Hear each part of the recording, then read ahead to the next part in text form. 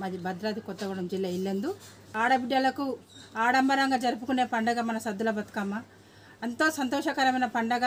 ఆడబిడ్డలు ఎగురుతూ ఆడుతూ పాడే సద్దుల బతుకమ్మ. తెలంగాణ ప్రభుత్వం వచ్చిన తర్వాత మనకు బతుకమ్మ చీరలు ఒకటి పంపిణీ చేసేది మన కేసీఆర్ గారి నాయకత్వంలో. కేసీఆర్ గారు వచ్చిన తర్వాత బతుకమ్మ పండగ వస్తుందంటే మనకు కొత్త చీరలు వస్తున్నాయని అందరూ ఆడబిడ్డలందరూ సంతోషించి అందరూ వారం రోజుల ముందే చీరలు తెచ్చుకొని సంబరాలు చేసుకొని బతుకమ్మకు కట్టుకొని బతుకమ్మ పేర్చుకొని ఆడేవారు. కానీ ఈరోజు మన కాంగ్రెస్ ప్రభుత్వం వచ్చి మన రేవంత్ రెడ్డి గారు మన సీఎం వచ్చిన కానించి మనకు బతుకమ్మ లేదు, ఏది లేదు. ఈ రోజుకు బతుకమ్మ పండగకు ఆడబిడ్డలకు చీర లేదు, సారె లేదు, ఏదీ లేదు. అంత నిమ్మకు నీరెత్తినట్టుంది. బతుకమ్మ వచ్చిందంటే ఎంతో సంతోషపడే మహిళలందరూ ఈరోజు నిరుత్సాహంతో ఎదురు చూస్తూ ఉన్నారు. ఇంకా రావా చీరలు రావా. మా కేసీఆర్ గారు ఉన్నప్పుడు మాకు 10 రోజుల ముందు వారం రోజుల ముందు చీరలు వచ్చాయని సంబరపడే మహిళలందరూ నిరుత్సాహంతో ఎదురు చూస్తూ ఉన్నారు.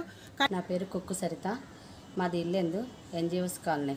కేసీఆర్ అన్న 10 సంవత్సరాలు ఆడపడుచులు నా తోడబుట్టిన చెల్లెలు అని ఎవరిని పండగకి ఎదురు చూడకుండా వారం రోజుల ముందే బతుకమ్మ చీరలు ఇవ్వడం జరిగింది.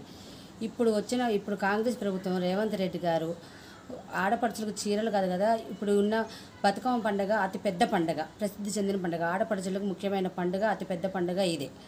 ఈ పండుగ కనీసం చీరలు కాదు కదా, ఆయన ప్రకటించిన వాటిల్లో మహిళలకి ఏ న్యాయం జరగట్లేదు.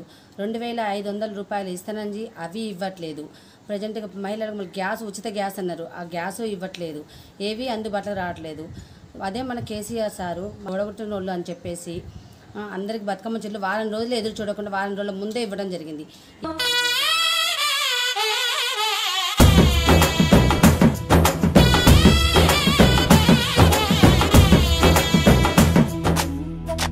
గౌరమ్మకే పసుపు పూసే తంగెల్లో తిలకాము దిద్దేను మందార పూలో గున్నాలు పెట్టేను గునుగు గుమాడులో తాంబాల మంతోడి తామర పూలో